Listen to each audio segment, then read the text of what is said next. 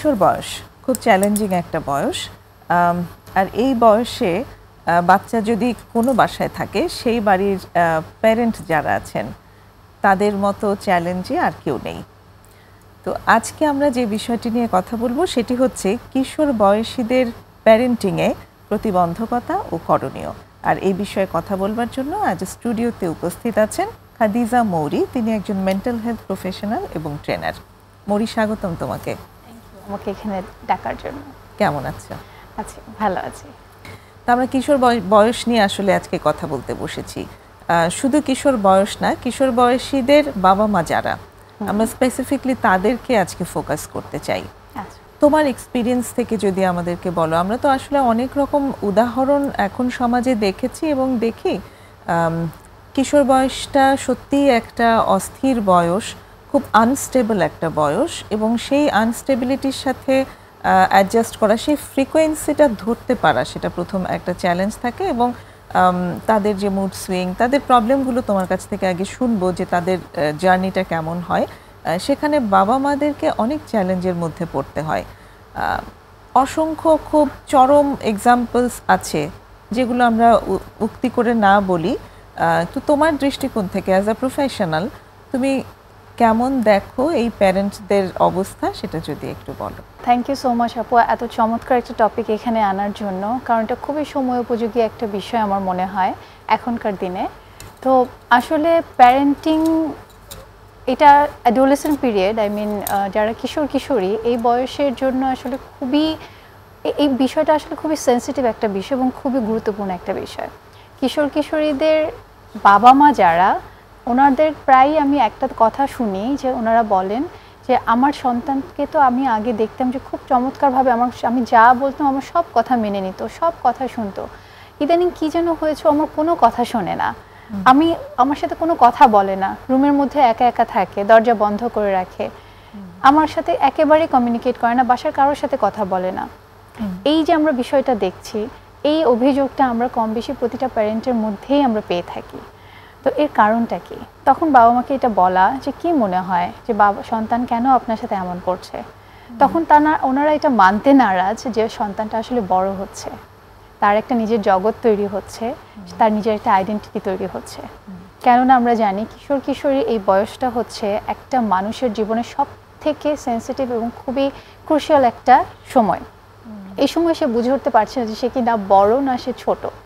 কেননা যখন দেখা যায় যে বাবা মা বা আত্মীয় স্বজন যে বাসায় যেই আসে, কেউ যদি গল্প করতে থাকে, তখন সে যখন এর মাঝে গিয়ে পড়ে, তুমি এখান থেকে যাও, এখন আমরা তোমার সাথে কথা বলবো না, কারণ এটা বড়দের টপিক। বাচ্চাটা বুঝলো যে সে এখনো ওই বয়সে পৌঁছায়নি যেখানে তাকে নিয়ে এই কথাগুলো বলা যায়। আবার যখন সে নিজেকে একেবারে ছোট বাচ্চারা যখন আসে, তাদের সাথেও নিজেকে সে মেলাতে পারে না। তো এই যে একটা দোদুল্যমান অবস্থা, একটা কনফিউশন তৈরি হচ্ছে তার মধ্যে, আমি আসলে কে, আমি কি বড় না আমি ছোট। তখন দেখা যায় যে সে নিজেকে তার জগতে আটকে রাখে, তার মতো তার ঘরের মধ্যে সে আটকে থাকে। যদিও এই বয়সে এত বেশি প্রশ্ন থাকে তাদের ভেতরে, কারণ তাদের ফিজিওলজিক্যাল চেঞ্জেসগুলো আমরা তখন দেখতে পাই, তাদের হরমোনাল চেঞ্জেসগুলো হয়, এবং সোসাইটিতে তারা তাদের বিলঙ্গিংনেস নিয়ে তারা অনেকটা ক্রাইসিসে থাকে যে আমি আসলে কোথায় বিলং করি, যেটা আমি একটু আগেই বললাম যে সে কি বড়দের গ্রুপে থাকবে না সে ছোটদের গ্রুপে থাকবে। তখন কি হয়, তখন দেখা যায় যে সে শুধুমাত্র তার যে সার্কেলটা আছে, তার যে বন্ধু থাকে, সহপাঠী থাকে, তাদের সাথেই সে মেশে। এবং যদি দেখা যায় যে এই ধরনের মানুষরা যদি ঠিক না, আসলে দেখা যায় যে যখন আমি এই ধরনের মানুষের সাথে মিশি, তখন আমি কিন্তু প্রপার গাইডেন্সটা পাই না যে আমি কি করব। কেননা আমি তার সাথে আইডেন্টিফাই করতে পারি আমাকে, কিন্তু তারও আমার মতোই নলেজ কম, কাজেই গাইডেন্স পাওয়ার জায়গাটা আসলে তার কাছ থেকে হবে না, একেবারেই হবে না। একদম ঠিক বলেছ আপু, যে গাইডেন্স পাওয়ার জায়গাটা আসবে না, কেননা সে তো আমার বয়সী একটা মানুষ, তার নলেজ ক্যাপাসিটি কতটুকুই বা হবে। তো সেক্ষেত্রে দেখা যায় যে সে হয়তো অনেক সময় এমন কিছুর সাথে জড়িয়ে যায় যেটা কিনা আমাদের সমাজের মধ্যে আমরা সেই জিনিসটাকে আমরা কখনোই স্বীকার করতে চাই না, বা আমরা সেটাকে কখনোই ভালো হিসেবে গণ্য করি না। যেমন সেই কারণে বাবা মায়েরাও খুব আসলে শঙ্কিত থাকেন। অ্যাকচুয়ালি বাবা মায়েদের মধ্যে কি চলতে থাকে, এই যে তারা দেখতে থাকেন, আমার মনে হয় তাদের বোধহয় একটা ভয় কাজ করে যে আমার সন্তানটা আমার কাছ থেকে দূরে চলে যাচ্ছে। হ্যাঁ, একদম ঠিক বলেছো আপু, যে ভয় কাজ করে বলতে কি, যে ওরা সবসময় মনে করে যে আমাদের প্যারেন্টসদের মধ্যে একটা ব্যাপার কাজ করে যে আমার সন্তান যদি আমার সব কথা শুনে তাহলে সে হচ্ছে গিয়ে একটা ভালো সন্তান। যদি সে তার মতো করে কোনো কিছু বলার চেষ্টা করে, তার মানে সেই সন্তানটা আস্তে আস্তে বকে যাচ্ছে, সে আমার হাতছাড়া হয়ে যাচ্ছে। হ্যাঁ, এই কথাগুলো আমরা প্রায়ই শুনি। তো এই যে হাতছাড়া হয়ে যাওয়া, আসলে কি সন্তানটা হাতছাড়া হচ্ছে, নাকি সে তার মতো করে চাচ্ছে যে বিষয়গুলোকে একটু কেউ শুনুক, কেউ বুঝুক, একটু এক্সপ্লোর করুক? কেননা একটা সন্তানকে আমরা জোর করে কথা শোনাতে পারি, বকা দিয়ে হোক, আদর করে হোক, তাকে কোনো না কোনোভাবে আমরা কথা শুনিয়ে ফেলি যে তুমি এটা করতেই হবে, তার ইচ্ছার বিরুদ্ধে হলেও হয়তো সে করে ফেলে। কিন্তু এই মানুষটা যখন একটু একটু করে বড় হয়, কিশোর কিশোরী হয়, তখন কিন্তু সে আর এটা মানতে চায় না। তো এই যে মানতে চায় না, সেটা আবার পরিবার মেনে নিতে পারে না। তো এক্ষেত্রে আমি বলবো যে আমাদের আসলে কেন মানতে চায় না?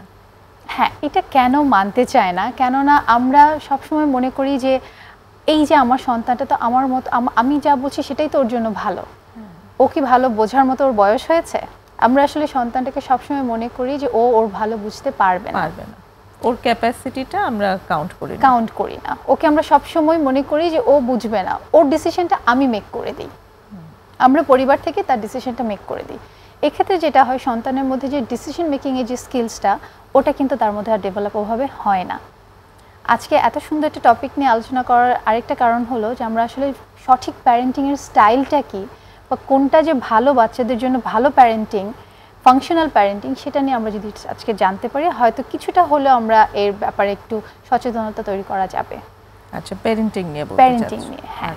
তো প্যারেন্টিংয়ের ব্যাপারটা হচ্ছে যে মোস্টলি দেখা যায় যে প্যারেন্টিং 4টা স্টাইলের হয়ে থাকে।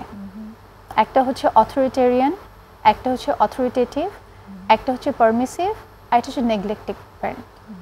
সো এই যে আমরা 4 স্টাইলের প্যারেন্টিং, এটা হয়তো নাম শুনলে কেউ বুঝবে না যে কার কাজটা কেমন। তো আমরা যদি দেখি যে অথরিটেরিয়ান প্যারেন্টিং নিয়ে যদি আলোচনা করি, অথরিটেরিয়ান প্যারেন্টিং হচ্ছে তারা যারা কিনা বাচ্চাদের সাথে অনেক বেশি স্ট্রিক্টভাবে সব কিছু মেনটেন করে, যে বাচ্চা কোনো কথা তারা শুনবে না, বরং বাচ্চারা বাধ্য তার কথা শুনতে। বাচ্চাদেরকে অলওয়েজ অনেক বেশি ডুজ অ্যান্ড ডোন্টসের মধ্যে ওনারা বড় করেন, এবং বাচ্চা যদি কোনো কিছু একটু ভুল করে ফেলে, সেখানে পানিশমেন্টের একটা বিষয় এখানে চলে আসে। সো বাচ্চার যে একটা নিজস্ব কথা বলার ধরন আছে, বা বাচ্চা যে কিছু একটা বলতে চায়, তার কথাও যে শুনতে হবে, এই বিষয়টা এখানে কাজ করে না। এবং এই ধরনের প্যারেন্টিংয়ে যারা বড় হয় বাচ্চারা, তারা আসলে অনেক বেশি নিজেদের ইমোশনটাকে সাপ্রেস করে রাখতে রাখতে রাখতে রাখতে একটা পর্যায়ে এসে কিশোর কিশোরী বয়সে এসে এটা আউটবার্স্ট করে। এটা হয়। আরেক ধরনের প্যারেন্টিংয়ের স্টাইল আছে অথরিটেটিভ, সেটা হচ্ছে যথেষ্ট, আমি বলবো যে ফাংশনাল একটা প্যারেন্টিং স্টাইল। এটা হচ্ছে বলা যায় যে প্রবলেম সলভিং এর দিকে যায়। এখানে একটা সন্তানকে ছোট মানুষ হিসেবে না, একটা মানুষ হিসেবে কাউন্ট করা হয়। তার যতটুকু একটা কিছু বলার থাকুক না কেন, সেটাকে খুব গুরুত্ব দিয়ে শোনা হয়। এবং এখানে আলোচনার একটা বিষয় আছে, যে আমার সন্তান, তাকে আমি কন্ট্রোল না করে আমরা বরং তার সাথে ডিসকাস করি কোনো একটা ব্যাপার। এই বিষয়টা হচ্ছে অথরিটেটিভ প্যারেন্টিংয়ে হয়। আরেক ধরনের প্যারেন্টিংয়ের স্টাইল আমরা দেখি, সেটা হচ্ছে পারমিসিভ প্যারেন্টিং। এখানেও দেখা যায় যে বাচ্চাদেরকে বাবা মারা প্রচণ্ড ভালোবাসছে, এবং অতিরিক্ত ভালোবাসার কারণেই বাচ্চারা দেখা যাচ্ছে যে তাদের যে ব্যক্তিত্বের ধরনটা, সেটা হয়ে যাচ্ছে এমন যে আমি যেটা চাই সেটাই হতে হবে। এবং এখানে দেখা যায় যে পারমিসিভ প্যারেন্টিংয়ে বাচ্চাদের মানে ব্যাপারটা অনেকটা চাইল্ড ড্রিভেন, মানে বাচ্চা যেটা বলবে সেটাই হবে। আমি এখন টিভি দেখবো, আমি টিভি দেখবো, আমার এখন এই খেলনাটা লাগবে, আমার এটাই লাগবে। তো এই বাচ্চাটাই যখন কিশোর কিশোরী বয়সে আসে, কারণ তারা এক ধরনের অভ্যস্ততার মধ্যে চলে আসে যে আমার সব কিছুই তো পূরণ হচ্ছে, তাই না? তো এইটা, এবং এটা হতে হতে দেখা যায় যে তখন সে যা বলছে বাবা মা সেটাই শুনছে। এবং এই বাচ্চাটা যখন কোনো না কোনোভাবে একটা অনৈতিক কোনো কিছু বা ড্রাগের দিকেও যদি সে নিজেকে ওইভাবে ড্রাইভ করে, বাবা মা দেখা যায় যে অনেকটা ফোর্স করে, বাবা মা চায় যে সে করবে না, কিন্তু অনেকটা ফোর্স করে হলে বাবা মার কাছ থেকে তারা সে টাকাটা নিয়ে নেয়, বা অনেক কিছু সে ট্যান্ট্রাম শো করে, এবং ধীরে ধীরে দেখা যায় যে সে এটাতে মানে অ্যাডিকশনের দিকে সে চলে যায়। আরেক ধরনের প্যারেন্টিং আছে, সেটা হচ্ছে নেগলেক্টিং প্যারেন্টিং। নেগলেক্টিং প্যারেন্টিং কি, আমার বাচ্চা যা ইচ্ছে তাই হোক, সে যত খুশি সে মোবাইল দেখুক, কিচ্ছু যায় আসে না, মানে বাচ্চার কোনো ইমোশনাল যে কি বলবো জায়গাটা, ইমোশনের জায়গাটাকে ওভাবে অ্যাড্রেস করা হয় না।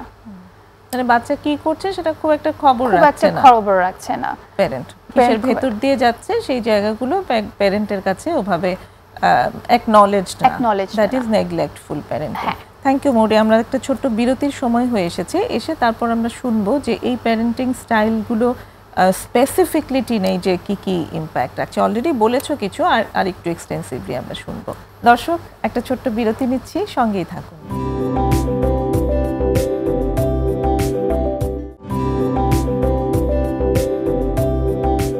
ফিরে এসেছি প্রমিসেস জানতে চাইয়ে। আজ কথা হচ্ছে মেন্টাল হেলথ প্রফেশনাল এবং ট্রেনার খাদিজা মৌরির সাথে কিশোর বয়সীদের প্যারেন্টিংয়ের প্রতিবন্ধকতা এবং করণীয় এই বিষয়ের উপর। এই প্রত্যেকটা প্যারেন্টিংয়ের সম্পর্কে আসলে আমি আরেকটু ডিটেইলে জানতে চাই যে এই প্যারেন্টিংয়ের ইম্প্যাক্ট কি। তুমি যেমন বলেছো যে অথরিটারিয়ান যে প্যারেন্টিং আছে সেই প্যারেন্টিংটা বেশ শাসনমূলক এবং সেখানে বেশ শাস্তিও দেওয়া হয়। তো সেখানে তুমি বলেছো যে এর প্রভাবে সন্তানরা বড় হতে হতে সব ওদের আবেগগুলোকে দমিয়ে রাখে এবং একটা সময় আউটবার্স্ট হয়। সেই রিফ্লেকশনগুলো কি কি রকমে হতে পারে? অনেক সময় দেখা যায় যে অথরিটেরিয়ান যে প্যারেন্টিং আছে, এখানে বাচ্চার যেহেতু নিজের কোনো ওপিনিয়ন বা তার যেহেতু কথা বলার জায়গাটা ওখানে থাকে না, কিন্তু আমরা সবসময় দেখি যে একটা ছোট বাচ্চা সবসময় কথা বলতে চায়। তো ওই বাচ্চাটা যখন ছোটবেলা থেকে দেখছে যে আমার বাবা মা বা কেউই আমার পাশে নেই যার সাথে আমি কোনো কিছু শেয়ার করতে পারি, কথা বলতে পারি, তো সে সবসময় এগুলো কী করে নিজের ভেতরে রেখে দেয়। তো নিজের ভেতর যখন আমরা এই জিনিসটা রেখে দেই, আমার মনে হয় যে আমি বড় হয়ে এই জিনিসটা করব, যে জিনিসটা আমি এখন পারছি না আমি বড় হয়ে পারবো। তো ওদের সাবকনশিয়াস মাইন্ডে সবসময় এটা থাকে যে এখন না পরে, এখন না পরে। তো নিজেকে স্বাধীন করার একটা বিষয় সবসময় তাদের মধ্যে থাকে। তো তখন তারা কি করে যে যখন কিশোর কিশোরী বয়সটাতে আসে, যেহেতু তাদের সাথে বাবা মার বন্ডিংটা অতটা স্ট্রংলি ডেভেলপ হয় না বা কেয়ার গিভারের বন্ডিংটা স্ট্রংলি হয় না, তো তখন তারা কি করে তাদের মতো করে একটা জগৎ তৈরি করে।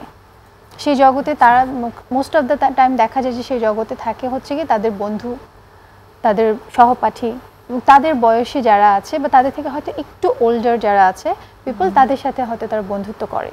কিন্তু সেটা বাবা মার সাথে হয় না, কারণ পরিবারের ভেতরে সে ওই ওয়ার্মথ বা সিম্প্যাথি জায়গাটা কখনোই তার জন্য ছিল না, যেখানে ছিল শুধু শাসন এবং শাসন। তো সেই জায়গা থেকে বাচ্চাটা যখন দেখে, এবং মোস্ট অফ টাইম দেখা যায় যে তার যেহেতু ইমোশনের জায়গাটা কখনো এভাবে রিলিজ হয় না ফাংশনাল ওয়েতে, তো সে খুঁজতে থাকে কোথায় আমার একটা বিলঙ্গিংনেস আছে।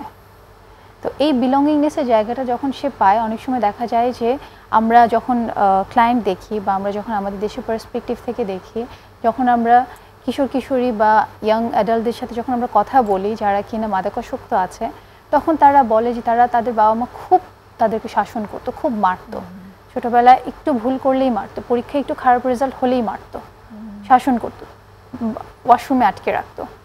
এই যে তাদেরকে এইভাবে কথাগুলো বলা, মানে এই যে তাদেরকে প্রতিনিয়ত একটা ট্রমার ভেতর দিয়ে তারা গেছে এবং সেগুলো এই উন্ডগুলো কখনোই তাদের হিল হয়নি। আচ্ছা, তো এরপরে দেখা যায় যে তখন তারা নিজেদের মতো করে তারা একটা প্লেজার ফলো করার চেষ্টা করে, আনন্দ খোঁজার চেষ্টা করে, এবং এই আনন্দটা তখন বেছে নেয় হিসেবে ড্রাগের মাধ্যমে। এবং এতে করে দেখা যায় কি যে বাচ্চা কাচ্চার সাথে যদি বাবা মার যে গ্যাপটা, এই গ্যাপটা যতটুকু কমানো যায়, ততই বাবা মা সন্তান হিসেবে আমরা বলতে পারি যে তাদেরকে আমরা একটা ওই সেফ জোনে রাখতে পারি অ্যাটলিস্ট। কেননা প্যারেন্টিংয়ে তো অ্যাকচুয়াল কোনো গাইডলাইন নেই যে তুমি এই ওষুধটা খেলে তোমার এই অসুখটা এভাবেই ভালো হয়ে যাবে। আমরা শুধু একটা রিসার্চ বেস কথা বলতে পারি যে গবেষণায় দেখা গেছে যে যাদের প্যারেন্টিংয়ের স্টাইলটা অথরিটেরিয়ান, সেসব বাচ্চারা অনেক বেশি, যেসব বাচ্চারা অনেক বেশি কি বলবো কঠোর শাসনে বড় হয়, সেসব বাচ্চারা অনেক ডিপ্রেশনে থাকে, অনেক অ্যাংজাইটিতে তাদেরকে আমরা দেখতে পাই, অনেক অ্যাঙ্গার ইস্যু থাকে তাদের, এই বিষয়গুলো তাদের মধ্যে অনেক দেখা যায়। একটা জিনিস এরকম হয় না যে তার জন্য যেহেতু সব ডিসিশনগুলো তৈরি করে দেওয়া হচ্ছে, সে তো নিজের জন্য ডিসিশন নিচ্ছে না। তো একটা সময়ের পরে যখন সে বেশ খানিকটা বড় হয়েছে, তখন কিন্তু বাবা মায়ের দিক থেকে প্রত্যাশা থাকে যে তুমি কেন তোমারটা করে নাও না। এক্স্যাক্টলি, যে তুমি বড় হয়েছে এখন তুমি তা কেন তোমার ডিসিশন নিচ্ছ না। কিন্তু বাচ্চা তখন কিভাবে বলবে যে আমি তো ছোটবেলা থেকে আমি কখনো আমার ডিসিশন নিতে আমি শিখিনি, আমার মধ্যে তো এই কনফিডেন্সটাই নেই যে আমি একটা ডিসিশন নিব এবং সেটা যে ঠিক হবে। আমরা তো ওর সেলফ এস্টিমটা ছোটবেলা থেকেই নষ্ট করে দিয়েছি। এক্স্যাক্টলি, সে তো আসলে শিখলোই না কখনো। এবং তখন যখন বাবা মায়েরা ওই হাতটা গুটিয়ে নেন, ডিসিশনটা তাকেই নিতে বলেন, তখন সে একদম একটা গভীর সমুদ্রে পড়ে যায়। এবং সেখানে গিয়ে তার দেখা যায় বিভিন্ন ডিসফাংশনগুলো বের হচ্ছে। তুমি যেরকম বললে যে ডিপ্রেশন তাদের ভেতরে থাকে, অ্যাংজাইটি তাদের ভেতরে থাকে, অনেক সময় কিন্তু সেই সময় গিয়ে এই অ্যাংজাইটি ডিপ্রেশনের রিফ্লেকশনগুলো দেখা যায়। আগেও হয়তো ছিল, কিন্তু সে যখন কমপ্লিটলি তাদের আন্ডারে ছিল, তাদের গাইডেন্সে ছিল, সে তো ওটাই তার কমফোর্ট জোন, সে সিকিউর একটা অবস্থায় ছিল, ওখানেই সে ঠিকঠাক ছিল। কিন্তু যখনই সেই কমফোর্ট জোন থেকে বের হয়ে আসতে হলো, কারণ আসতেই হবে, এটা সম্ভব না কারো জীবনেই যে সে সম্পূর্ণভাবে তার বাবা মায়ের গাইডেন্সের আন্ডারে থাকবে, এটা তো সম্ভব না। একটা সময় সে বের হয়ে আসবেই, এবং তখন তার এই ধরনের সিমটমগুলো বেরিয়ে আসতে শুরু করে। এক্স্যাক্টলি। এবং এটা আমরা দেখি যখন ইউনিভার্সিটির স্টুডেন্টদেরকে আমরা যখন দেখি, তাদের পারফরমেন্স অ্যাংজাইটি হয়। আচ্ছা, এখন যখন আমরা দেখি যে এইসব স্টুডেন্টরা, তাদেরকে যখন কোনো কিছু একটা প্রেজেন্টেশন দিতে হয়, অ্যাসাইনমেন্ট তৈরি করতে হয়, তাদেরকে ছোট ছোট ডিসিশন মেক করতে হয়, তারা সেগুলো তো পারছে না। তাদের এই ইনক্যাপাবিলিটিগুলো দেখা যায় তাদের কাজের মাধ্যমে। এবং যখন তাদের সাথে তারা এটা কেন স্বীকার করবে যে আমি পারছি না, এটাও তো আমি করব না। তো সেই জায়গা থেকে তখন তারা রিলিজের একটা জায়গা হিসেবে চিন্তা করে যে ঠিক আছে, আমি তাহলে ফ্রাস্ট্রেশন চলে আসে তাদের মধ্যে, ডিপ্রেশন চলে আসে, এবং তখন তারা বিভিন্ন মাদকের দিকে তারা হয়তো ঝুঁকে যায়। এই বিষয়গুলো আমরা দেখি। এবং এইসব ক্ষেত্রে প্যারেন্টদের কাছ থেকেও কিন্তু তাদের ওই জায়গাটা আসে যে তারাও বলতে থাকে যে তুমি পারো না কেন। সবসময় বাচ্চাদেরকে একটা ক্রিটিসাইজ করার, এবং খুবই ক্রিটিসিজম আমি বলবো না খারাপ, তবে কনস্ট্রাকটিভ হতে হবে সেটা, তাই না? কনস্ট্রাকটিভ ক্রিটিসিজমটা আমরা করি না বাচ্চাদেরকে। আমরা কনস্ট্রাকটিভ ক্রিটিসিজম না বললাম, যদি একটা ফিডব্যাক যদি দেওয়া যায় বাচ্চাদেরকে, আমরা কখনোই পজিটিভলি সেই ফিডব্যাকটা দেই না। বাচ্চা যদি দেখা যায় যে স্কুলের কোনো একটা এক্সামে সে যদি 100-এ 100 কেন পেলো না, সে কেন 90 পেলো, সেটা নিয়ে আমরা তাকে কথা শোনাই। এবং সবসময় একটা জিনিস যেটা সে কম্পেয়ার করা, যেটা কি না অনেক বেশি আমরা সব ক্ষেত্রে দেখি। একটা ছোট সন্তানকেও যেমন কম্পেয়ার করা হচ্ছে তার একাডেমিক পারফরমেন্স নিয়ে, আবার দেখা যায় যে এই সন্তানটা যখন বড় হচ্ছে তখন তাকে কম্পেয়ার করা হচ্ছে যে তোমার এই বন্ধু তো এই ইউনিভার্সিটিতে চান্স পেলো, তুমি কেন পেলে না? তোমাকে কি কম আমরা দেখাশোনা করেছি? তোমাকে কি কম কিছু দিয়েছি আমরা? এই যে প্রতিনিয়ত বাচ্চাকে গিল্ট ফিল করানো, অলওয়েজ একটা গিল্ট ট্রিপে রাখা, অলওয়েজ একটা ব্লেমের মধ্যে রাখা, যে যখন আমি সবসময় একটা ব্লেমের মধ্যে থাকবো, একটা গিল্টের মধ্যে থাকবো, আমি তখন আমার হ্যাপিনেসের জন্য আমি কোথায় যাব? এবং বাচ্চাটির ভেতরে যে আইডিয়াগুলো কাজ করে সেটি হচ্ছে যে আমার কোনো কিছুই ভালো না, হ্যাঁ, I am not good enough, এই আমাকে এত ক্রিটিসাইজ কেন করছে। এবং সে অনেক ধরনের ইনজাংশন, যেটাকে আমরা বলি, সে নিজের মধ্যে অনেক কিছু স্টেটমেন্ট নিয়ে বড় হয়। I am not capable, I am not valued, I am not important. এই যে এই বিষয়গুলো এগুলো সে ধারণ করে নিজের মধ্যে। সে নিজেকে ভালোবাসতে শেখে না। এবং যখন আমি নিজেকে ভালোবাসতে শিখি না, তখন যে কেউ খুব ইজিলি কিন্তু আমাকে চাইলেই তার মধ্যে ডাইভার্ট করে ফেলতে পারবে, এবং তখন তার ডাইভার্টেড হয়ে যায়ও, যেটা আমরা দেখি। হ্যাঁ, অনেককে আমি বলতে শুনেছি যে আমি ড্রাগ নেই কারণ আমাকে তো ফিল করানোই হয়েছে যে আমি ভালো না, আমি গুড এনাফ না, আমি কোনো কিছু পারি না, আমি কিছুরই যোগ্য না, তাহলে আমি ড্রাগ নেই, আমি তো খারাপই হব, সেটাই, আমি খারাপই কাজ করব। আমরা এই বিষয়গুলো আসলে অনেক বেশি দেখি এই সমাজে। তো সেক্ষেত্রে প্যারেন্টদেরকে আমার মানে কিশোর কিশোরীদের বাবা মাদেরকে আসলে এই ব্যাপারে অনেক বেশি সচেতন হতে হবে যে কিভাবে আমরা তাদের সাথে কথা বলবো। আমি সেই জায়গাটাতে আসবো। আমি একটু বাকি প্যারেন্টিং গুলো সম্পর্কে আরেকটু ডিটেইলে যদি ইমপ্যাক্ট গুলো সম্পর্কে জেনে নিই। এটা গেল শাসনমূলক। এবার আরেকটি বলেছো যেখানে পারমিসিভ প্যারেন্টিং, যেখানে সবকিছুরই পারমিশন আছে, তো সেখানে অ্যাকচুয়ালি বাচ্চাদের ইমপ্যাক্টটা কি? আচ্ছা, পারমিসিভ প্যারেন্টিংটা যেটা বলেছিলাম যে চাইল্ড ড্রিভেন, মানে বাচ্চা যেটা চাচ্ছে তাকে সেটাই দিতে হবে। এবং এটার সাথে আমি বলবো যে আমাদের সমাজে এখনো কিন্তু খুব ক্ষুদ্র পরিসরে হলেও, হয়তো অনেক বেশি এক্সটেন্ডেড না হলেও, বাবা মা, দাদা দাদি বা নানা নানি, চাচা ফুপু, মামা খালা, আমরা কিছুটা হলে এর মধ্যে আছি সীমাবদ্ধ। তো সেখানে দেখা যায় যে আমি যখন আমার বাচ্চাকে বড় করছি একভাবে, আরেকজন এসে তখন তাদের ভালোবাসা থেকে হয়তো বাচ্চাকে আরেকটা কথা বললো, তো যেটাকে আমরা বলি মাল্টিপল গাইডেন্স। সো মা হয়তো এক ধরনের শাসনের মধ্যে বাচ্চাকে রাখতে চাচ্ছে বা একটা ডিসিপ্লিনের ভিতর রাখতে চাচ্ছে বা প্যারেন্টরা চাচ্ছে, কিন্তু গ্র্যান্ড প্যারেন্টরা দেখা যাচ্ছে যে চাচ্ছে যে না, বাচ্চা যেটা বলবে সেটাই, ও যেখানে বেড়াতে যেতে চাবে আমরা সেখানেই যাব, ও যেটা খেতে চাবে আমরা সেটাই খাবো, ও আজকে এটা খেতে চাচ্ছে না, এটা হবে না। সো এতটাই চাইল্ড ড্রিভেন থাকে এই বিষয়গুলো, তো বাচ্চাটা বুঝে নেয় যে সে হচ্ছে ওভারলি ইম্পর্টেন্ট এবং ও ছাড়া ও যা বলবে তাই হবে, তার মতো হচ্ছে না, তার মতো হচ্ছে তার না, মতো করে exactly. যখন অন্যরা ভাবছে না, সেই সে পরিচালনা করতে পারছে না, তখন সে অনেক ফ্রাস্ট্রেটেড Right. হয়ে যায় এবং অ্যাটেনশনটা সে যেহেতু সব সবসময় জায়গায় ওই অপারেট করতে চায়, Operate করতে অপারেটিং চায়, exactly. মোডে শেষ থাকতে চায়। হ্যাঁ। আচ্ছা, একটা বিরতির আবার সময় হয়েছে, তার মানে পারমিসিভ জায়গাটাতে থাকলে তুমি যেটা বলেছো যে সুপিরিয়রিটি কমপ্লেক্স, সেটাও অ্যাকচুয়ালি হেল্পফুল না, এবং সেই বাচ্চারা অনেক বেশি ডিমান্ডিং হয়ে থাকে। হ্যাঁ। এই যে বড় বড় জিনিস চাওয়া এবং মাদকে আসক্ত হওয়ার জায়গাটাও সেই ক্ষেত্রে হয়। অনেক বাচ্চাদের বাবা মা, মানে অনেক পরিবারকে দেখেছি যে এমন ভাবে ওরা মাদকই চাচ্ছে বাবা মার কাছে যে বাবা মা সেটা এনে দিতে বাধ্য হচ্ছে, এমনও কিছু ব্যাপার থাকে। সেই জায়গাগুলোকে তুমি বলছো পারমিসিভ প্যারেন্টিং। একটা বিরতি নিয়ে আবার এসে কথা বলছি। প্রিয় দর্শক, আরেকটা বিরতি নেব, সঙ্গেই থাকুন।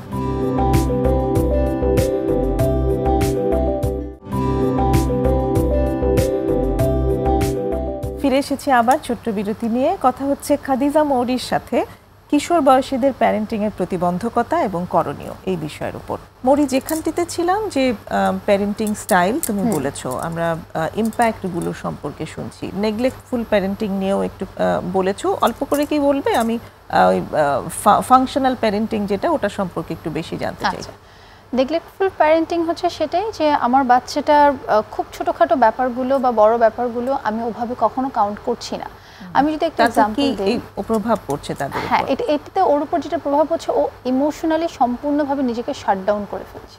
আচ্ছা। সে একেবারেই কোনো ধরনের ইমোশনকে সে বা অনুভূতিকে সে কখনোই প্রকাশ করতে পারে না, এবং সে সবসময় মনে করে যে this is who I am, যে I am not lovable actually. সেইটা ফিল করে যে আই এম নট লাভেবল, আমার কোনো কিছু যেহেতু খেয়াল করা হয় না, আমার ইমোশনাল জার্নি এবং ইনভিজিবল মনে করে নিজেকে, যে আই এম ইনভিজিবল, আমার কথাবার্তা খুব একটা দরকার নেই, ইম্পর্টেন্ট না কারো কাছে, আমি এখানে থাকলেও কারো কিছু এসে যায় না, আমি না থাকলেও কিছু এসে যায় না। তো এরকম একটা পরিবারে সে দেখা যায় যে বড় হয়, যেখানে দেখা যাচ্ছে যে বাচ্চা হয়তো একটা ব্যথা পেয়েছে, তখন বাবা মা বলছে যাও ওখানে যাও, নিজে নিজে ঠিক করে নাও নিজের ব্যথাটা, যেখানে সাবলন আছে নিজে ব্যান্ডেজ দিয়ে দাও। এই যে বাচ্চাটা, তখন দরকার ছিল একটা ছোট্ট ওয়ার্মথ, একটু বাবা মার মুখের একটা এক্সপ্রেশন, কেয়ার দরকার ছিল, যে মা নিজে গিয়ে এই কাজটা করে দিবে তার সাথে গিয়ে। এটা হয় না। তো রিসেন্টলি আমি একজন ক্লায়েন্টকে ডিল করেছিলাম। ক্লায়েন্টটার ছোটোবেলা থেকে পারফরমেন্স এত বেশি ভালো ছিল, কিন্তু বাবা মা এত বেশি ব্যস্ত ছিল ওনাদের প্রফেশন নিয়ে যে বাচ্চা সেই পারফরমেন্সে যাওয়ার কখনো কোনো সুযোগ হয় নাই। আমি বেশি রিভিল করছি না, কারণ আমাদের কিছু কনফিডেন্সিয়ালিটি ইস্যু আছে। তো ওই বাচ্চাটা দেখা গেছে যে গভর্নমেন্ট লেভেলে, জাতীয় লেভেলে অনেক বড় বড় কিছু পুরস্কার পেয়েছে, কিন্তু সে যখন পুরস্কার পাচ্ছে, প্রথম স্থান অধিকার করছে, সেখানে কিন্তু তাকে ক্ল্যাপ করার মতো তার বাবা মা তার পাশে ছিল না। ইভেন যখন ফোন দিয়ে বলা হতো, তখন ফোন কেটে দিয়ে ঠিক আছে বাসায় এসে আমি তোমারটা দেখছি, দ্যাটস ইট। আমি ওই বাচ্চাটাকে প্রশ্ন করেছিলাম, সে তাও যখন আমার কাছে এসেছে, সে একটা গ্রোন আপ পারসন, সে মোটেও বাচ্চা ছিল না। আমি তাকে জিজ্ঞেস করেছিলাম যে আপনি শেষ কবে কেঁদেছিলেন? এই কথাটা বলার পর সে যে কতক্ষণ চুপ করেছিল এবং চোখ দিয়ে যে তার কীভাবে পানি পড়লো, তখন আমি বুঝতে পেরেছি যে আসলে তার ইমোশনাল জায়গাটাকে এতটাই সে শাটডাউন করে রেখেছিল সম্পূর্ণভাবে। কেউ কখনো তার মাথায় এভাবে হাত বুলিয়ে বলেও নি যে I am so proud of you. সে ভালো করার পরেও সে কিন্তু ওই অ্যাপ্রিসিয়েশনটা পায়নি প্যারেন্টসদের কাছ থেকে। তো এই যে এটা কিন্তু নেগলেক্টফুল প্যারেন্টিংয়ে একটা চরম, আমি বলবো যে উদাহরণ, কেননা ওই বাচ্চাটা এতটা স্টুডিয়াস, কিন্তু সে এখন সম্পূর্ণভাবে ড্রপ আউট করে ফেলছে নিজেকে একাডেমিক্যালি। এই যে আমরা দেখি প্রতিনিয়ত বাচ্চাদেরকে ঝরে পড়তে বা ইয়াংদেরকে ঝরে পড়তে, শুধুমাত্র প্যারেন্টদের কাছ থেকে প্রপারলি তারা কিভাবে টেক কেয়ার করতে হবে, বাচ্চাদেরকে নার্চার করতে হবে, সেই জিনিসটা না পাওয়ার কারণে। সো এটা গেল আমার নেগলেক্টফুল প্যারেন্টিং। হ্যাঁ, খুবই হতাশাজনক আসলে। তো 4 ধরনের প্যারেন্টিং এর মধ্যে একটি স্টাইলকে তুমি বলেছো যেটা ফাংশনাল প্যারেন্টিং, যেটা হচ্ছে অথরিটেটিভ প্যারেন্টিং। এটা সম্পর্কে এবার তুমি বলেছো যে এখানে আলোচনা থাকে, এখানে বাচ্চাকে অ্যাকচুয়ালি বাচ্চা হিসেবে না, একজন মানুষ হিসেবে ট্রিট করা হয়। একটু যদি ডিটেইলে বলো যে এই প্যারেন্টিংয়ে আসলে কি করা হয়। এই প্যারেন্টিংয়ে আসলে এটা আমি বলবো যে যথেষ্ট functional from other parenting style. কেননা এখানে দেখা যায় যে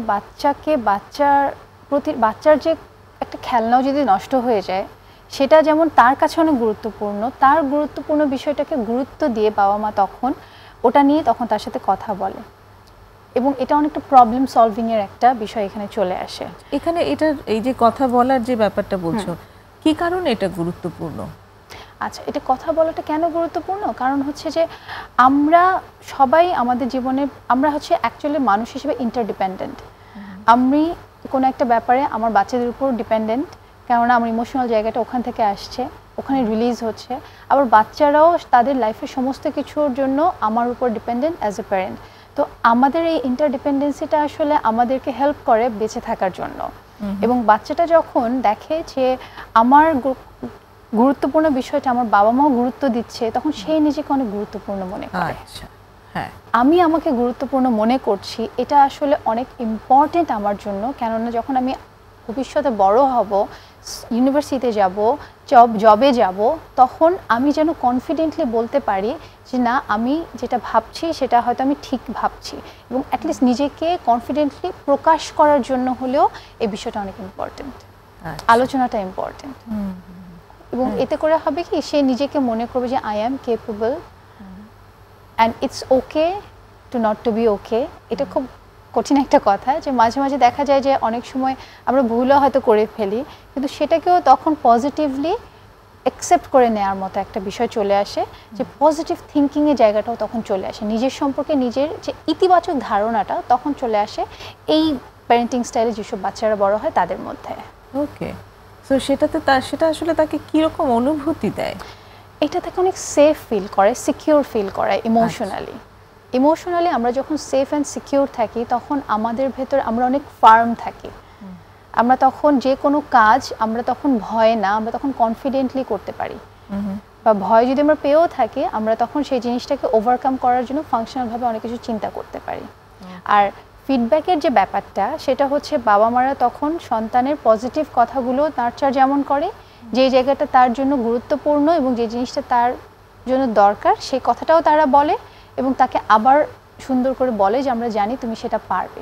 তো পজিটিভলি তাকে এই জিনিসগুলোকে তার ভেতর এমবেড করে দেওয়া হয়। আচ্ছা, মানে কনফিডেন্সও দেওয়া হয়, মানে ও অ্যাপ্রিসিয়েশন দেওয়া হয় যাতে তার কনফিডেন্স বাড়ে, এবং তাকে তার কোথায় অসুবিধা হচ্ছিল সেই অসুবিধাটাকে ধরিয়ে দেওয়া হয়, পানিশমেন্ট না দিয়ে। সেটাই চমৎকার, এবং এটাই আসলে সবার ফলো করা প্রয়োজন, তাই তো? তো এই জায়গাটিতে অ্যাকচুয়ালি টিনেজদের ক্ষেত্রে যদি টিনেজ কিছু এক্সাম্পল এনে বলো, যে টিনেজদের ক্ষেত্রে তো অনেক রকম সমস্যা হয়, একটু যদি ওদের চেঞ্জগুলো সম্পর্কে ছোট করে বলো, যে ওরা কিসের কিসের ভেতর দিয়ে যায় এবং তারপরে বাবা মায়েরা কি কি ফেস করে। হ্যাঁ, এটা দেখা গেছে যে টিনেজ বয়সে যেটা হয়, ওদের অনেক লম্বা একটা সময় যায় হচ্ছে ওদের একাডেমিক কারণে, এবং এই বয়সটা যেহেতু খুবই ভালনারেবল, একটা খুব সেন্সিটিভ একটা এজ গ্রুপের মধ্যে তারা থাকে, তারা দেখা যায় যে অন্য অপোজিট জেন্ডার বা সেম জেন্ডারের প্রতি দেখা যায় এক ধরনের আকর্ষণ তৈরি হয় তাদের। ইমোশনালি তারা অনেকভাবে ইনভলভ হয়ে যায়, তারপর ফিজিক্যালি তারা অনেক কিছু চেঞ্জের ভেতর দিয়ে যায় তাদের ভেতরে। তো এই যে চেঞ্জেসগুলো হয় তাদের, এই চেঞ্জগুলোর কারণে দেখা যায় কি অনেক সময় তারা অনেক এমন কিছু ঘটনা ঘটিয়ে ফেলে যেটা হয়তো তাদের জন্য আশানুরূপ না। তো সেক্ষেত্রে এই প্যারেন্টিং স্টাইলে যারা বড় হয়, সেই সব বাচ্চাদের অ্যাটলিস্ট একটা স্পেস থাকে যে তারা বাবা মার কাছে বা তাদের কেয়ার গিভারের কাছে এসে তারা কথা বলতে পারবে যে আমার সাথে এই বিষয়গুলো হচ্ছে। বেশিরভাগ ক্ষেত্রে দেখা যায় যে বাচ্চাদের তো অনেক প্রশ্ন থাকে, আমাদের কাছে হয়তো অনেকের কাছে সেটা গুরুত্বপূর্ণ না, কিন্তু তাদের কাছে এগুলো খুবই গুরুত্বপূর্ণ, এবং তাদের কাছে এগুলো কোনো আনসার নেই। সেই আনসারগুলো যদি তারা পরিবেশ পায় তবেই এসে বাবা মাকে করতে পারে আসলে সেই প্রশ্নগুলো। আরেকটা বিরতির সময় হয়ে এসছে, তারপরে আমরা আবার আরো কথা বলছি। দর্শক, আরেকটা বিরতি নেব, আশা করি সঙ্গেই থাকবেন।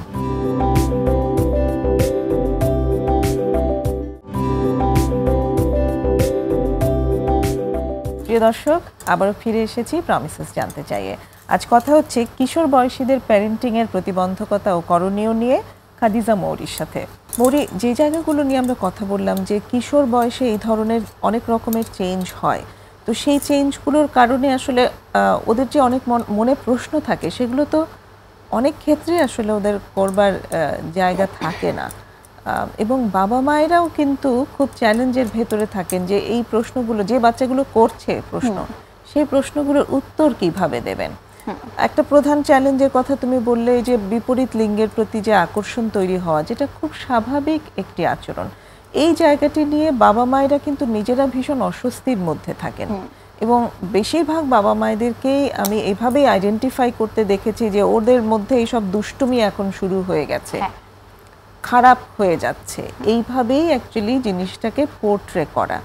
এই সম্পর্কে যদি তোমার দিক থেকে একটু এডুকেশন শেয়ার করো যে এই ব্যাপারটা কি আসলে খারাপ, আর বাবা মায়েরা আসলে এখানে কোথা থেকে অপারেটেড হয়ে ওদেরকে যদি এডুকেশন দেন আর কিভাবে এডুকেশন দিতে পারেন।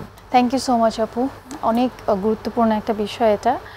আসলে আমরা সবসময় দেখি যে এই যে বিষয়গুলো যেগুলো আলোচনা হচ্ছে, একটা সন্তান যখন এই কথাগুলো বলে তখন বাবা মা তাকে ওখানেই দেখা যায় যে স্টপ করিয়ে দেয়, বা বাবা মা হয়তো এই ব্যাপারে কথা বলতে চায় না।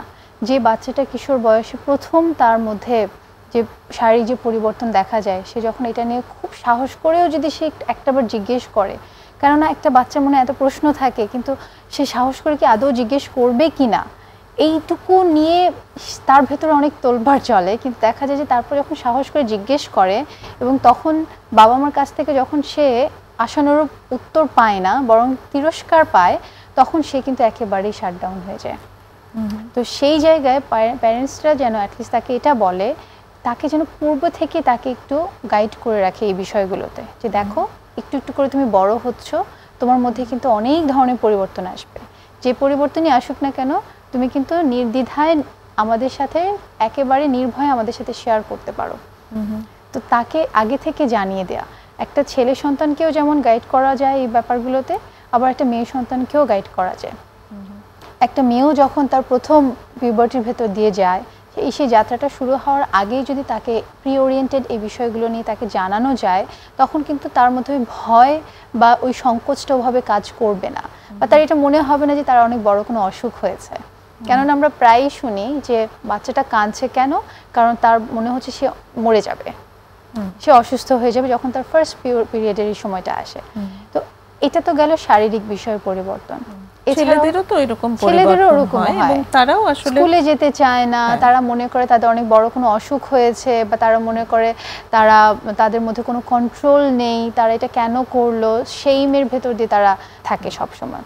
তো পরিবার থেকে যদি তারা এই গাইডেন্সটা পায় যে না এটা খুবই স্বাভাবিক এবং এটা হচ্ছে দেখে তার মানে বোঝা যাচ্ছে যে তুমি একটা স্বাভাবিক চক্রের ভেতরে আছো, জীবন চক্রের ভেতরে, তখন কিন্তু তার ভেতরে ভয়টা কমে যাবে, তার ভেতর শঙ্কাটা কমে যাবে। এটা গেল পরিবারের কাছ থেকে পাওয়া। এবং ইমোশনাল জায়গাগুলোতেও যখন তাদেরকে এইভাবে যদি বলা হয় যে এটা খুবই স্বাভাবিক, এখন দেখা যাবে যে তোমার কোনো একটা স্পেশাল মানুষ, একটা মানুষকে তোমার অনেক বেশি স্পেশাল মনে হচ্ছে, একটু বেশি ভালো লাগছে, তো সেটাতে কিন্তু তুমি অবাক হবা না, এটা খুবই স্বাভাবিক একটা বিষয়। এবং এই যে স্বাভাবিক বিষয়টাকে স্বাভাবিক মনে করানো, এটার দায়িত্বটাও কিন্তু বাবা মা বা আমাদের যে পরিবারের কেয়ার গিভাররা আছে তাদের উপরে পড়ে। তাদের সত্যিকার অর্থেই তাই। আমার যেমন একজন ক্লায়েন্টের কথা মনে পড়ছে, বাচ্চাটির বয়স 16 বা 17, তো ওর একজনকে ভীষণ ভালো লেগেছিল, সেই ভালো লাগাটি সে তাকে শেয়ার করেছে এবং সেটি নিয়ে পরিবারকেও আবার জানিয়েছে। এবার ছোট মানুষ, 16-17 বছর বয়স, ওর জায়গাটি এরকম ছিল যে কাউকে ভালো লেগে গেছে, এখন ধর্মীয় দৃষ্টিকোণ থেকে তো এটা আবার খুব অন্যায় একটা ব্যাপার হয়ে গেল, তা আমি তো অনেক বড় অন্যায় করেছি, তাহলে আমাকে এখন ওকেই বিয়ে করতে হবে। এবার যাকে ওর ভালো লেগেছে সে তো তখন বিয়ে করতে চাইছে না। তো সেই জায়গাটা সেই ছেলেটি খুব চমৎকারভাবে এখানে একটা রোল প্লে করেছে, আমার খুব ভালো লেগেছে ওই ব্যাপারটা। কিন্তু মেয়েটি একটা খুব ভীষণ গিল্টের ভেতর দিয়ে যাচ্ছিল, যেখানে বাবা মাও আসলে সাহায্য করতে পারছিল না, যে এটা এখানে আসলে যে গিল্টের কিছু নেই, এটা যে একটা স্বাভাবিক অনুভূতি ওর ছিল, সেই জায়গাটা আমার খুব মনে পড়ছে যে ও খুব নিজেকে বলছিল যে আমি এত খারাপ একটা কাজ করলাম যে আমার ওই ছেলেটিকে আমার ভালো লেগে গেল, এটা তো একদম উচিত হয়নি, আমি তো একটা পাপ কাজ করে ফেললাম এবং আমি তো আমার বাবা মায়ের সুযোগ্য সন্তান আর হতে পারলাম না। এক্স্যাক্টলি। তো এই ধরনের আমরা অনেক পাই, কারণ আমি যেহেতু ক্লায়েন্টের কথাই আসলো, তো আমারও একটা ক্লায়েন্টের একটা এরকম ইনসিডেন্ট আছে যে সেই 16-17 বছর একজন একটা ক্লায়েন্ট এসেছে আমার কাছে, এবং সে এমন একটা মানুষকে পছন্দ করে বা এমন একটা যেটা কিনা আমাদের সমাজে তার গ্রহণযোগ্যতাটা নেই, এবং সে আমার দিকে তাকিয়েছিল। এবং যখন পুরো একটা সেশন, আমরা জানি যে আমরা সেশন মিনিমাম 1 ঘন্টা, অনেক সময় আমাদের দেশের প্রেক্ষাপটে প্রথম সেশন যদি হয় 1 ঘন্টা 1.5 ঘন্টাও হয়ে যায়। একদম শেষের দিকে এসে সে যখন আমাকে রিভিল করলো যে সে যাকে পছন্দ করে সে তাকে কেউ অ্যাকসেপ্ট কেন করবে না, কারণ এটাতে ধর্মীয় এবং সামাজিক গ্রহণযোগ্যতাটা আমাদের দেশে নেই। এবং এটা বলে সে যখন আমার দিকে তাকিয়েছিল শুধুমাত্র আমার এক্সপ্রেশন দেখার জন্য যে আমি কোনো ধরনের নেগেটিভ এক্সপ্রেশন দেই কিনা, সে পুরো 80 মিনিট লাগালো পুরো সেশনের শুধুমাত্র এই কথাটা বলার জন্য যে তার জেন্ডারটা কি। তো এই যে বিষয়টা, এটা আসলে মানে সে একেবারেই শেয়ার করতে পারছিল না কারোর সাথে, কারণ এটা তার অথেন্টিক একটা ফিলিং, এবং এটা তার এই ফিলিংটা সে যার সাথেই শেয়ার করবে তার মনে হচ্ছে সবাই তাকে ভুল বুঝবে, কেউ তাকে ভালোবাসবে না, তার সমস্ত সাপোর্ট বন্ধ হয়ে যাবে, এবং সে তার একাডেমিক পারফরমেন্স খারাপ হচ্ছে, তার বন্ধুদের সাথে সম্পর্ক খারাপ হচ্ছে, পরিবারের সাথে সম্পর্ক খারাপ হচ্ছে। এবং যখন সে দেখলো যে একজন থেরাপিস্টের কাছ থেকে সে এই ধরনের কোনো জাজমেন্টাল কোনো এক্সপ্রেশন সে পায়নি, তখন তার মধ্যে আসলে অন্যরকম একটা রিলিফ তার ছিল যে না, সে একটা মানুষ, যে তার কথাও একটা জায়গা আছে যেখানে তার কথাটা শোনা হয়। তো সেই মানুষটা যদি একজন থেরাপিস্টের পাশাপাশি যদি আমাদের পরিবারের মানুষ যদি হয়, তাহলে হয়তো তার জন্য এই বিষয়গুলো আর অনেক সহজ হয়ে যেত, এবং সে অনেক ভালোভাবে হয়তো আরও পারফরমেন্সটা করতে পারতো একাডেমিক্যালি। সত্যিকার অর্থে। এবং এই যে কিশোর বয়স, এটাই তো আসলে ভুল করবার বয়স। এই সময় যদি যে ভুল তুমি বলেছো যে অনেক রকম ভুল হয়, সেখানে ড্রাগ অ্যাডিকশনের মতো একটা ভুল হতে পারে। তো সেই জায়গাগুলো নিয়ে যদি পরিবারে আসে এবং পরিবার থেকে যদি তাদেরকে এইভাবে সাপোর্ট দেওয়া হয় যে এটা ভুল হয়েছে, চলো আমরা সবাই মিলে ঠিক করি, আমরা সবাই মিলে এখান থেকে বের হওয়ার চেষ্টা করি, বা কারোর সাথে একটা সম্পর্ক হয়ে গেছে, ইমোশনাল রিলেশনশিপ নিয়ে তো ভীষণভাবেই হয়, তো সেখান থেকে চলো আমরা তোমার পাশে আছি, এই জায়গাটা যদি পাওয়া যায় তাহলে কিন্তু ওর কাছে একটা জায়গা তৈরি হয় যে আমি ভুলও করতে পারি, এবং ভুল করলে আমাকে যে সব সময় পানিশমেন্ট দেওয়া হবে বিষয়টা তা না, আমাকে সাপোর্টও দেওয়া হচ্ছে এবং সেখান থেকে বেরিয়ে আসা যায়। হ্যাঁ, একটা সুযোগ যে তাকে সুযোগ পাওয়া সম্ভব। এবং আরেকটা জিনিস আপু, যে পরিবার, একটা মানুষ যদি অ্যাডিক্টেড হয়ও, একটা সন্তান যদি অ্যাডিকশনের দিকে সে ঝুঁকেও যায়, আমরা শুধু তাকে যেন একদম আইসোলেট করে না রাখি, বা তাকে যেন আমি একটা লেবেল দিয়ে না দিই যে ও তো এরকম ছিল। তো এটা কিন্তু পরবর্তীতে সে যদি আবার ভালো হতে চায়ও অনেক সময় বাধা তৈরি করে। কেন? কারণ হচ্ছে সোশ্যাল অ্যাকসেপ্টেন্সটা অনেক সময় থাকে না, বা পরিবার থেকেও হয়তো দেখা যায় যে তাকে ওভাবে আর দেখা হচ্ছে না যেটাতে আগে তাকে দেখা হতো। তো সেই ক্ষেত্রে এই ধরনের অ্যাডিকশনের ভিতর দিয়ে যারা আছে, যারা ভালো হতে চাচ্ছে বা ভালো হয়েছে, যেন রিল্যাপস না করে, সেজন্য পরিবারের প্রতিটা মানুষকে কিন্তু অনেক বেশি সচেতন এবং পজিটিভ থাকতে হবে ওই মানুষটার প্রতি। এই অ্যাডিকশন বিষয়ে পরিবার থেকে কিছু জায়গা থাকে যে তারা মনে করে যে এই বিষয়ে বাচ্চাদের সাথে কথা বলা একদমই উচিত নয়, কিন্তু আসলে খুব ভালোভাবেই কথা বলা উচিত, এবং এডুকেশনগুলো তুমি যেরকম বললে যে বাবা মায়ের কাছ থেকে আসাটাই সবচেয়ে বেশি প্রয়োজনীয়, এবং সেখানে তাহলে প্রপার ইনফরমেশন পাওয়া সম্ভব। এবং বাচ্চারাও কিন্তু রিসার্চে দেখা গেছে যে বাচ্চারাও আসলে চায় তাদের বাবা মায়েরই কাছ থেকে শুনতে, এবং তাদের সমস্ত কিছু তারা বাবা মায়ের কাছেই শেয়ার করতে চায়। আমি এখানে বাবা মার পাশাপাশি আরেকটা কথা বলবো যে অনেক প্যারেন্টরা আছে যারা কিন্তু আমরা এডুকেটেড না, তাই না? তো প্যারেন্টসদের পাশাপাশি আসলে এখানে ইনস্টিটিউশনাল যে বিষয়টা আছে, যে আমরা যে স্কুল, কলেজ, ইউনিভার্সিটি, এদেরও কিন্তু অনেক বড় একটা শিক্ষকের একটা অনেক বড় দায়িত্ব আছে, কেননা আমরা এখানে একটা বড় ভূমিকা রাখে। আমাদের একদম শেষ পর্যায়ে আমরা চলে এসেছি। মৌরি, অনেক ধন্যবাদ আজকের এই চমৎকার আলোচনায় অংশগ্রহণ করার জন্য। থ্যাংক ইউ সো মাচ, এত সময় উপযোগী একটা বিষয় নিয়ে আলোচনা করার জন্য, আমাকে এখানে বলার জন্য। প্রিয় দর্শক, আমরা শেষ করছি আমাদের আজকের আয়োজন। আগামী অনুষ্ঠানে আশা করি আপনারা সঙ্গে থাকবেন, এবং ততক্ষণ পর্যন্ত ভালো থাকুন, সুস্থ থাকুন। খোদা হাফেজ।